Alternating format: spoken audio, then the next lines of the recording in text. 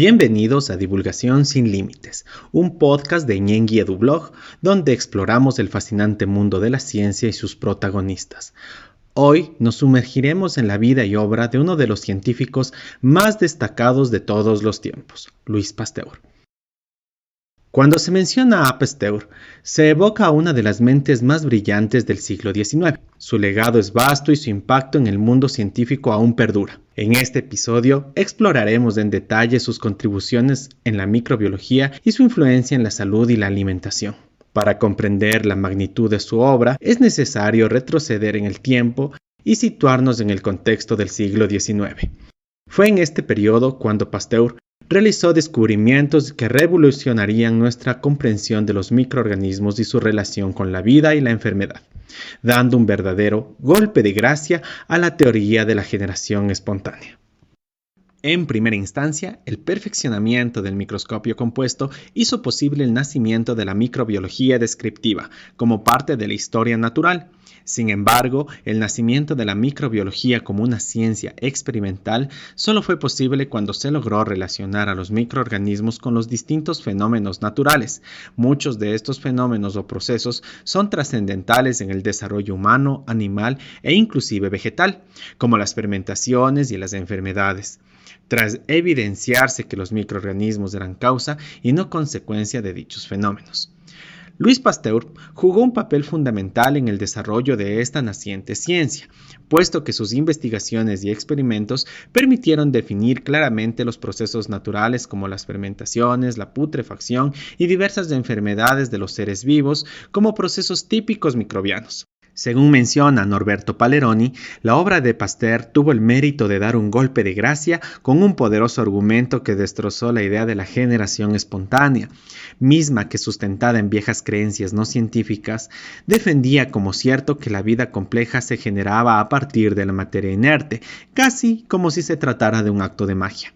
Dicha creencia popular se fundamentaba en el hecho de que la vida surgía de cúmulos de materia. Por ejemplo, el hecho de que los rayos del sol incidan sobre los granos de trigo o la misma ropa sucia que, según el clérigo Johann Baptist van Helmont, de origen belga, generarían de manera espontánea vida en forma de ratas, insectos o plagas, y aunque esto suene descabellado en esta época, la teoría de la generación espontánea fue considerada como cierta hasta finales del siglo XVIII.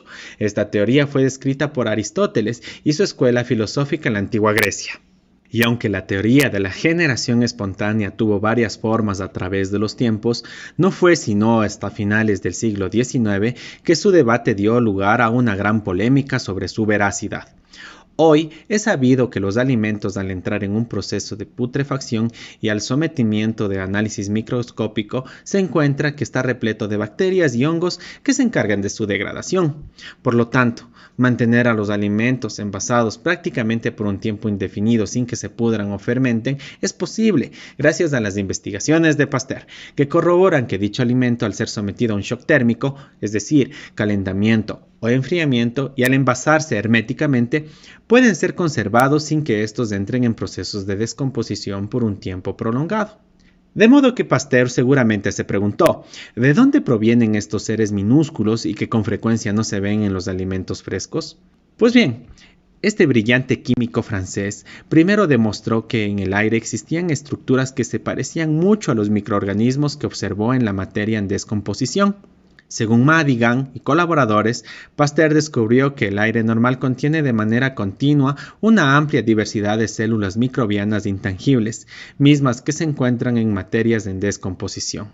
De forma análoga, estas células microbianas se encuentran adheridas a superficies, utensilios y prácticamente todo lo que les sea un medio de proliferación. Pasteur concluyó que los organismos encontrados en materias en descomposición se originaban a partir de células presentes en el medio ambiente, para finalmente postular que estas células se depositan constantemente sobre todos los objetos. Si sus conclusiones eran correctas, un alimento tratado no debía estropearse de tal modo que debía existir alguna manera de destruir los microorganismos que contaminasen el alimento en su superficie. Para dicho golpe de gracia, Pasteur descubrió que el calor era capaz de eliminar los contaminantes, pues destruía con efectividad los organismos vivos. Sin embargo, Esto no es un dato que se le atribuye únicamente a Pasteur. De hecho, ya varios investigadores habían descubierto que si una solución de nutrientes se introducía en un matraz de vidrio y este se llevaba a ebullición, este nunca se descomponía mientras se mantuviese cerrado. A sus ideas no le faltaron detractores que defendían la generación espontánea y sostenían que ésta requería aire fresco para que se originara la vida, de modo que sus experimentos interferían en este proceso, lo que para sus detractores explicaría el por qué no se originaría vida en esas condiciones. Superadas las objeciones y sin prestar mucha atención a sus detractores, Pasteur se aventuró a la construcción de un matraz muy singular que lo llamaría matraz cuello de cisne, mismo que se designa también como el matraz de Pasteur. Pasteur colocó las soluciones nutritivas en su interior y allí las llevó a ebullición. Luego, cuando el matraz se equilibraba con la temperatura ambiente, el aire podía ingresar de nuevo, pero la curvatura del matraz evitaba que los microorganismos alcanzasen el interior del matraz donde se encontraba el caldo nutritivo. Siendo así, el material ahora esterilizado en el recipiente no se descomponía y no aparecían microorganismos mientras el cuello del matraz no hiciera contacto entre los microorganismos y el caldo nutritivo estéril. Sin embargo, bastaba con que el matraz se inclinara lo suficiente como para que el líquido estéril contactara con el cuello para que ocurriera la putrefacción, llenándose así el contenido de microorganismos. Este sencillo experimento fue suficiente para aclarar definitivamente la controversia que se venía dando por la teoría equivocada de la generación espontánea, haciendo que sus publicaciones alcanzaran el interés de médicos en toda Francia, que no entendían por qué después que un paciente saliera con éxito de una intervención quirúrgica, en muchos casos moría por gangrena. Pasteur, con sus experimentos, estaba conceptualizando la idea de que los microorganismos eran omnipresentes y que al dejar una herida expuesta al ambiente era muy probable que se convirtiera en un medio de cultivo, como lo demostró con su matraz, lo que era el origen de la gangrena que ocasionaba la muerte a los pacientes. Eliminar todos los microorganismos de un determinado objeto es un concepto que en la actualidad denominamos de esterilización. En el presente y gracias a Pasteur, la calidad de vida ha mejorado considerablemente en las comunidades que consumen productos inocuos. Procedimientos como el pasteurizar los lácteos y jugos han permitido el control de enfermedades como la brucelosis, entre otras infecciones. Louis Pasteur no solo se dedicó a investigar a los microorganismos. Si bien es cierto que la mayor parte de su tiempo lo invirtió en investigaciones sobre bacterias, hongos y virus, descubrió también el proceso adecuado de la pasteurización en 1862. Con este método, los líquidos como la leche son calentados a una temperatura entre los 60 y 100 Celsius y con esto se eliminan los microorganismos que causan que se eche a perder. La pasteurización se utilizó por primera vez en las industrias del vino en Francia para salvarlas del problema de la contaminación y luego de esto se trasladó a otras bebidas como la leche y la cerveza. Demostró que la denominada fermentación era un proceso provocado por microorganismos, puesto que descubrió que ciertas levaduras presentes principalmente en cerveza y vino eran agentes fermentadoras de las bebidas alcohólicas al producir ácido láctico como producto de su metabolismo, dando de esta manera un factor importante en la producción de bebidas espirituosas en Europa de aquel entonces. Entre uno de los datos poco conocidos de Pasteur es que básicamente salvó a la industria de la seda en toda Europa.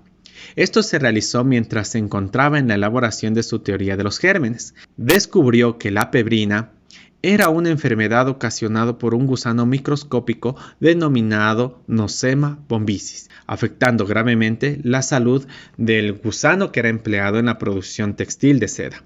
Esto ocasionó la quiebra de muchísimas industrias de seda en Europa y que se comenzaba a expandir con gran velocidad en la región. Tras elaborarse un método desarrollado por Pasteur, se pudo ir erradicando la enfermedad y recuperando la producción de sedas finas.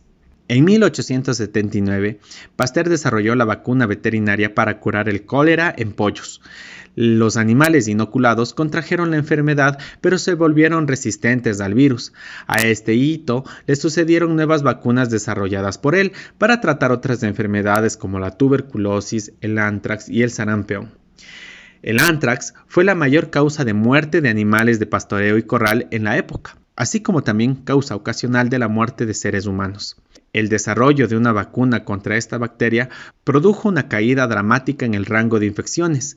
Como antecedente, el doctor alemán Robert Koch ya había encontrado la bacteria que causaba este mal. Pasteur anunció que había descubierto la vacuna e inmunizó con éxito a más de 31 animales.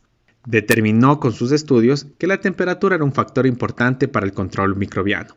Sus investigaciones con gallinas infectadas de fiebre esplénica por anthrax que se mantenían inmunes a la enfermedad pudieron exponer que la bacteria que producía anthrax no era capaz de sobrevivir en el torrente sanguíneo de las gallinas. El motivo era que su sangre estaba 4 grados por encima de la temperatura de la sangre de los mamíferos como vacas y cerdos. A diferencia de lo que muchos pueden creer, Pasteur también fue profesor de física, y es así que en 1849, cuando ejerció esta profesión en la escuela de Tournon, decidió estudiar a fondo la geometría de los cristales de diversas sales y la manera en que la luz incide sobre ellos. Para esto estudió cristales de sales formadas por ácido tartárico, mismos que polarizaban la luz de manera distinta, descubriendo así que los cristales eran asimétricos en el caso del tartárico, lo que permitió comprender de mejor manera la geometría molecular en la química y física, lo que posteriormente se llamaría isomería. En 1857, mientras estudiaba los procesos fermentativos, principalmente el del ácido butírico, descubrió que la fermentación puede detenerse a través del paso del aire en el fluido fermentado. Esto lo llevó a concluir la presencia de una forma de vida que podía existir aún en ausencia de oxígeno. Esto llevó al establecimiento de los conceptos de la vida aeróbica con oxígeno y anaeróbica sin oxígeno. El proceso de inhibir la fermentación a través del oxígeno es conocido como el efecto Pasteur. Este descubrimiento definiría la anaerobiosis. Uno de los datos más importantes de Pasteur fue el descubrimiento y creación de la vacuna contra la rabia. En 1880, concentró su atención en esta enfermedad mortal con síntomas horribles, causante de una muerte lenta y dolorosa. Pasteur había ensayado una vacuna en perros, pero le preocupaba hacerlo en humanos. Se enfrentó a ese dilema con el entonces niño Joseph Meister, al que lo había mordido un animal rabioso. No estaba seguro de que Joseph desarrollaría la versión humana de la rabia, pero ensayó el tratamiento de todas maneras y finalmente Joseph sobrevivió. Sustentado en que los resultados de su experimento con el matraz validó su teoría de los gérmenes, con lo que aclaró el gran dilema filosófico sobre el origen de la vida, los resultados que obtuvo con el joven Meister hacen que la demanda crezca desmesuradamente en toda Europa en búsqueda de una cura para la rabia y encamina a Pasteur hacia la erradicación de otras enfermedades como la difteria, inoculando a 2 de sus ayudantes, Emily Rose y Alexander Jersey, y luego volviéndolos inmunes. En la actualidad, la lucha contra la difteria es una de las más exitosas desde el punto de vista médico, pues alrededor del 85% de los niños de todo el mundo son inmunizados. Esta demanda por vacunas hizo necesaria la creación de un centro de investigaciones que lo fundó Pasteur en 1887 y que lleva su mismo nombre hasta la actualidad. Hoy es uno de los principales centros de investigación con más de 100 unidades de investigación, 500 científicos permanentes y aproximadamente 2.700 personas que trabajan en este campo. Los logros del Instituto Pasteur son un mayor entendimiento de afecciones de origen infeccioso y ha realizado importantes contribuciones en el ámbito del tratamiento, prevención y cura de enfermedades infecciosas que existen hasta hoy como la difteria, la fiebre tifoidea, la tuberculosis, entre otras. Finalmente, Pasteur continuó dirigiendo el instituto en París, pero su salud se fue deteriorando. Tras otro derrame, su parálisis empeoró. Murió el 28 de septiembre de 1895 a los 72 años y Francia lo trató como un héroe nacional. Fue enterrado en la Catedral de Notre Dame, siendo uno de los científicos de mayor relevancia en la historia humana. Es así como cada 28 de septiembre se conmemora el Día Mundial contra la Rabia. Existen otros datos curiosos como la existencia de más de 2020 calles en Francia nombradas en su honor, la existencia de un cráter con su apellido en Marte como homenaje de la Unión Astronómica Internacional en 1973, además de otro cráter en la Luna y un asteroide.